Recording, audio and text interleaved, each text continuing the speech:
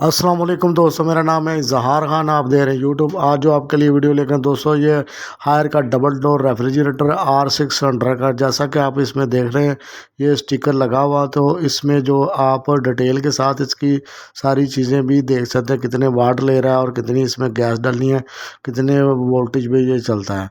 तो ये सारी डिटेल लिखी हुई थी, जैसा कि इस स्टिकर पे आप देख सकते हैं कि इसके पॉइंट किस तरह काम करते हैं। कॉमन सबसे ऊपर है और राइट साइड पे जो है ना वो रनिंग है, दूसरी लेफ़्ट साइड पे जो ना स्टार्टिंग है।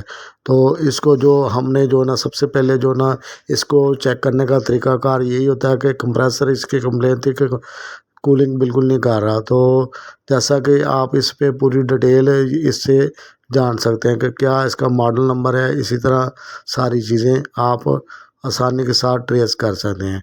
तो दोस्तों इसको सबसे पहले कंप्रेसर को चेक करने का तरीकाकार यही होता है कि आप सबसे पहले उसको उतार के कंटिन्यूटी चेक कर लें, कंटिन्यूटी और शार्टेज चेक कर लें, ग्राउंड इसकी चेक कर लें उसके, ताकि आपने हाथ लगाना होता है तो बाद का कंप्रेसर शार्ट होते हैं तो वो आपको करंट लग सकता है, तो शार्टेज लग सकती है। तो ये मैंने वीडियो बनाई थी लेकिन इसमें से मिस हो गई, तो इसलिए आप चैनल विज़िट करके भी देख सकते हैं। या अगर आपको इसका तरीकाकार भी है, सबसे पहले आपने फ्रिज को चलाने से पहले ये चीज़ की तसल्ली कर लेनी कि कंप्रेसर शार्ट तो नहीं है, दूसरी ले अगर ख़राब है तो अपने पास से लगा के आप चेक कर सकते हैं। जैसा कि ये ले बिल्कुल ठीक थी, तो फिर भी हमने कंटिन्यूटी और सारी चीज़ें चेक करने के बाद इसको ऑन किया, तो ये आप देख सकते हैं। अभी हमने ऑन किया तो इसके एम्पेयर आप देख सकते हैं, एम्पेयर 7 से ऊपर ले रहे, असल में इसके एम्पेयर 1 से भी कम है। तो अगर 4-5 चक्कर ले तो फिर भी स्टार्टिंग का मसला हो सकता है। बिल्कुल भी इसने एक झरक भी नहीं ली।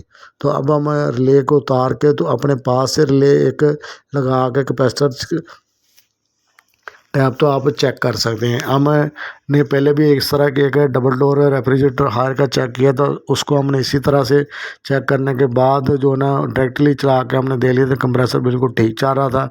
तो उसके बाद जो ये वाली रिले थी उसकी भी ख़राब थी, वो सेम बिल्कुल यही मॉडल और यही साइज़ था। तो इसकी रिले तो बिल्कुल ठीक है लेकिन उसकी रिले ख़राब थी। तो अब हमने इसको सेपरेट कर लेना मेन वायर को, ताकि हम जो रिले हमने अपने पास से लगानी। तो दोस्तों जैसा कि आप देख सकते हैं, ब्लू और ब्राउन जो तार को हमने वायर को लैदा कर लिया। ये वाली जो रिले हमने ये इसके साथ अटैच करनी है। इस पर कैपेसिटर और रनिंग दोनों लग सकते हैं। स्टार्टिंग कैपेसिटर हमारे पास मौजूद है, तो ये हमने लगा के भी हमने इसको तसल्ली कर लेनी है, चला के देख लेना है कि इससे के साथ चलती कि नहीं चलती। लेकिन इसके साथ भी इसने स्टार्ट बिल्कुल भी नहीं लिया। अब हमने तीसरे तरीके के साथ इसको चेक करेंगे कि जो ना इसको स्क्रू ड्राइवर की मदद से शार्टेज करके देखेंगे, इसमें रनिंग और जो कॉमन है वो लगती है। तो हमने एक वायर कॉमन पे लगा दी, उसके साथ हमने ओवरलोड भी लगा दी, ताकि अगर लोड वगैरह अप डाउन होता है तो ये बंद हो जाए। तो इसके साथ जैसा कि आप देख रहे हैं, दूसरा पॉइंट हमने रनिंग पे लगाना, उसके साथ स्क्रू ड्राइवर की मदद से हमने शार्ट करना। जैसा कि मैंने आपको पहले भी बताया, ये तरीकाकार थोड़ा सा मुश्किल होता है क्योंकि कंप्रेसर बॉडी के अंदर लगा होता है, तो उसको टार्क देने में थोड़ी सा प्रॉब्लम आती है।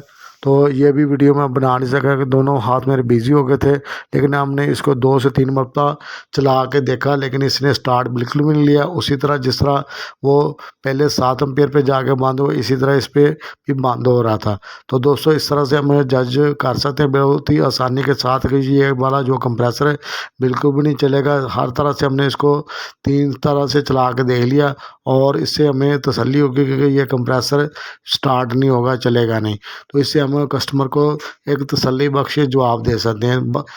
तो अगर वीडियो अच्छी लगे तो लाइक ज़रूर करें। मिलेंगे दोस्तों नेक्स्ट वीडियो में, तब तक के लिए अल्लाह हाफ़िज़ दोस्तों।